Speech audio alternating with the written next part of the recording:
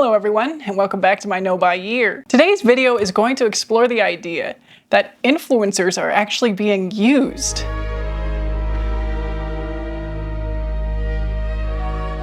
So I did a little chat a while ago about how influencers use their viewers as a means to an end. I called it, I literally Kant even, because it was based on the philosophy of Immanuel Kant and how it's kind of immoral to use people as a means to an end rather than as a means in themselves. So you can check that out if you want to hear the initial take on this. But recently I've actually started to view this from another lens. And part of it may be I've had a little bit more time to consider some of the offers that I have already had as a tiny YouTube channel to take PR and do brand sponsorships.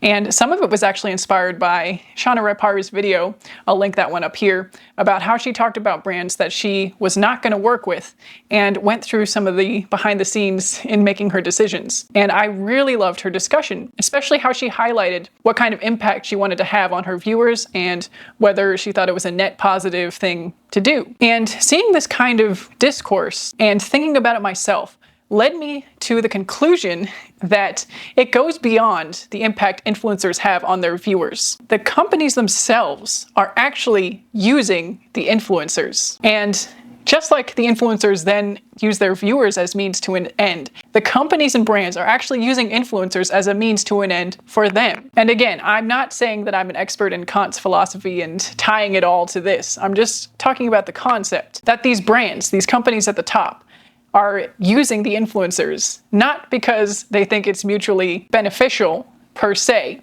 It may be in reality, but that is not why the brands are doing it. They're not doing this out of the goodness of their hearts and thinking, oh, I can give these influencers a boost to their paycheck or a way to make money online. No, these are brands with advertising budgets, and they send these blanket emails. Again, like Shawna was saying, some of these emails don't even have your name in them, and I've experienced that too. They'll be addressed as hi team or hello, or some of them will have your name wrong. And it just goes to show that they really don't care about you as an influencer. They are using influencers, creators, as a means to an end. And this is just as wrong to me as influencers using their viewers as a means to an end. I will admit, it does give me a little bit more of an ick when it's an influencer or a creator using their viewers because we're supposedly on the same playing field, right? A lot of being a creator or an influencer is presenting as just a normal human being. And so for an influencer or content creator to do that to their viewers on the other side does feel a little more icky to me than a brand or a company above doing this to an influencer, because I think we should know to be suspicious of brands and companies because they are trying to sell us something. So that's just my thoughts on that. I do think it's a little bit worse when individuals do it to other individuals than it is for companies, even if the individual is running a business by having a content creation channel.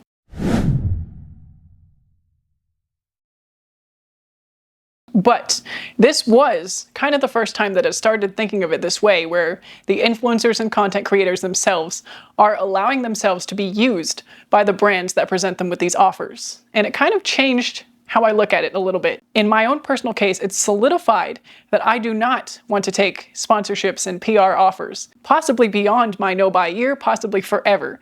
And again, it's just a case of never say never. I'm not comfortable with saying I will never do this because inevitably I'll turn into a hypocrite the second I might promote something, even if it's something, that's my own company or brand someday. So I just don't want to go there. But this does change my view on the whole landscape of influencers and companies and PR and sponsorships. And it does perhaps give me a little bit more empathy for the influencers caught in the crossfire, especially before this became a topic of critical thought and discussion. If I had started this content creation influencing gig years ago, before the landscape was such that we thought more critically about the sustainability of our choices, it's very possible that I could have fallen into that same trap, that same black hole of promoting products and thinking I was doing no harm. And so up until this point, I don't look at people or creators that have done this and think that they've done something wrong. especially not in a knowing way. But in this day and age where more and more information is coming out,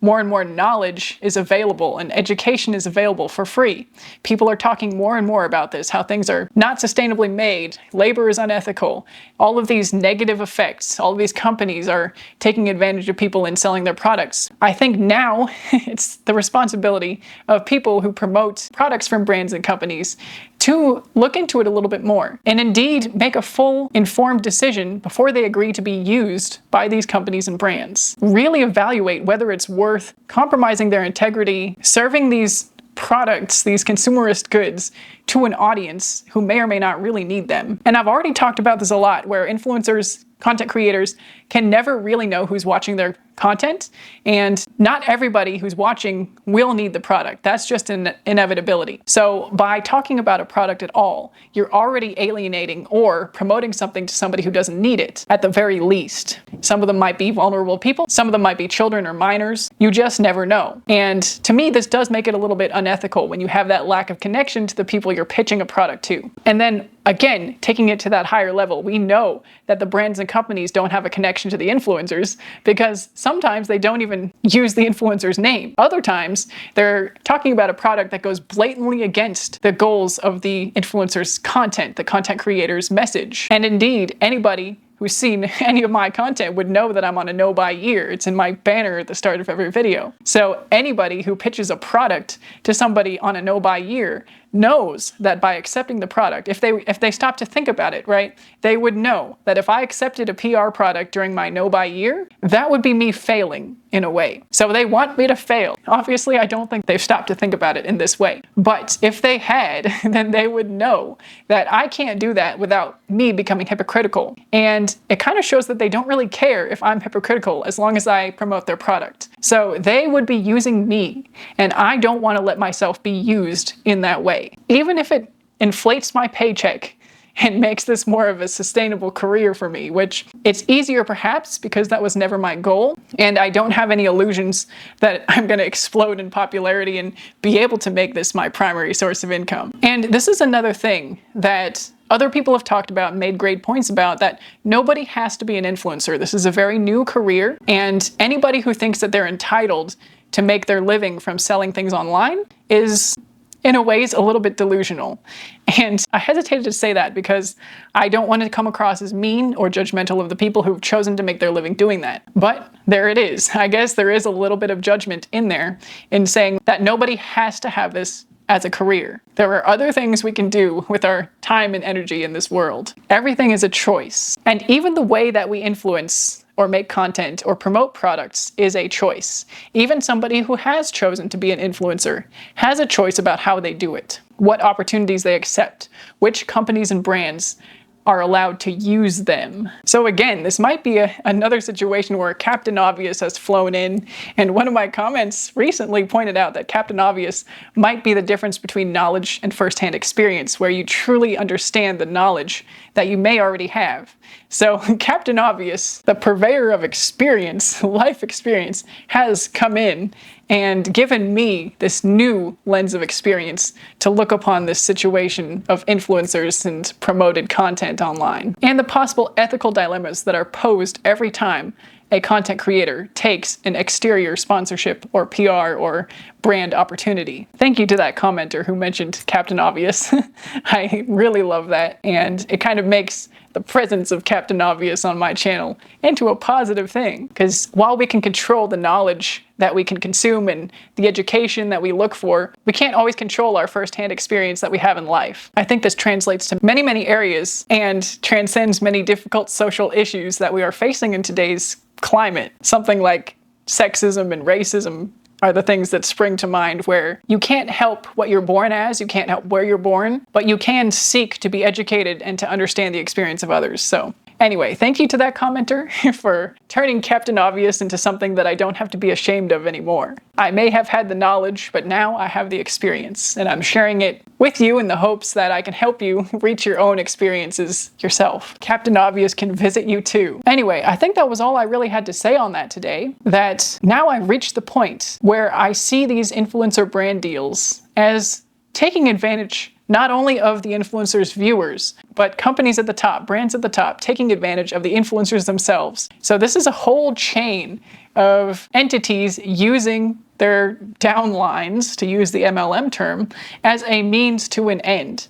And this is not the first time that social media influencing has been compared to an MLM, but I suppose this is an examination that once again highlights those similarities, where it's always those at the top who are taking the most advantage of those below them. So that's today's food for thought, and perhaps can give us a little bit more of a degree of empathy for the content creators and influencers who found themselves caught in that difficult place. And here's all the optimism and hopeful energy that people who want to continue making their living online can turn things around a little bit and align themselves with better values and higher integrity. And once again, I'm very grateful to have only begun posting content online when some of the discourse has already been done on these practices, so that I could avoid falling into the same mistakes myself. Finally, I'm taking advice from other people without having to make the mistake myself.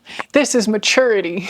Anyway, thank you so much for watching. I would love to hear your thoughts in the comments below, and I will see you in the next one. Bye for now.